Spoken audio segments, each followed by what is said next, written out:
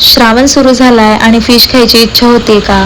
तर आज आपण बनवूयात कारल्याचे काप, जे अगदी फिश सारखेच लागतात. मी कारले घेतले आहे, त्याला मधून चीर पाडून घेतली आहे आणि त्यातल्या सगळ्या बिया काढून घेतलेल्या आहेत. स्वच्छ कारलं धुवून त्याच्यामध्ये मीठ भरलं आहे आणि आपण नेहमी जसं कारलं स्वच्छ धुवून उभं करून ठेवतो तसंच मी तिथे ठेवलं आहे.